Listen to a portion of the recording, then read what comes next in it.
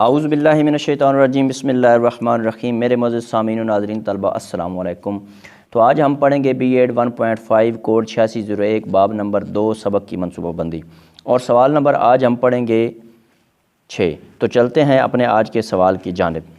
سوال نمبر 6 ہے، سبق کی منصوبہ بندی کا 5E ماڈل بیان کریں، یہ دوسرے ماڈل سے کیسے مختلف ہے؟ جواب، سبق کی منصوبہ بندی کے 5 ایز کا ماڈل: تعلم کے نظریہ ساختیت، جس کے مطابق تعلم ایک فعال عمل ہے اور لوگ خیالات اور تجربات کے امتزاج سے علم اور سور بوجھ حاصل کرتے ہیں، میں نئے علم اور تصورات کو سابقہ علم کی بنیاد پر پیش کرنے کا تصور پیش کیا گیا ہے۔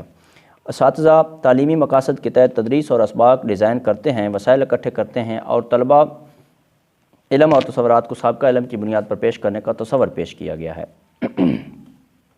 اساتذہ تعلیمی مقاصد کے تحت تدریس اور اسباق ڈیزائن کرتے ہیں، وسائل اکٹھے کرتے ہیں، اور طلباء کو موقع فراہم کرتے ہیں کہ وہ علم کے نئے دریچے کھول سکیں، تعلم حاصل کریں اور عملی مظاہرہ کر سکیں۔ اس طرح تعلیمی ماحول استاد مرتکز کی بجائے طالب علم مرتکز ہو جاتا ہے۔ سبقی پلان کے 5 ایز ماڈل کا کافی حد تک اس نظریے سے تعلق ہے۔ سبقی منصوبے کے 5 ایز درج ذیل ہیں۔ نوٹ: سبقی پلان کے اس ماڈل میں 5 عناصر کا پہلا حرف ای لیا گیا ہے، اس لیے اس کو 5 ایز ماڈل کہا جاتا ہے۔ نمبر 1 ہے مشغول کرنا، انگیج۔ طلباء تمام مواد کا جائزہ لیتے ہیں، پھر اپنے سوالات طے کرتے ہیں، کمرہ جماعت میں کام کے حوالے سے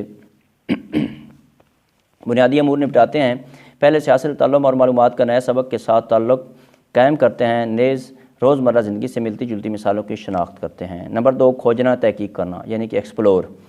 طلباء مواد پر غور و غوض کرتے ہیں، کرنے میں براہ راست شریک ہوتے ہیں، تعلیمی عمل سے گزرتے ہیں، وہ مسائل کو حل کرتے ہیں، جبکہ ٹیم کی طرح کام کرتے ہیں، کرتے ہوئے حاصل کردہ علم اور معلومات میں دوسرے طلباء کو بھی شریک کرتے ہیں۔ نمبر 3 ہے وضاحت کرنا، ایکسپلین۔ طلباء کو موقع فراہم کیا جاتا ہے کہ وہ سکھائے گئے تصورات جیسا کہ دریافتوں، طریقہ عمل اور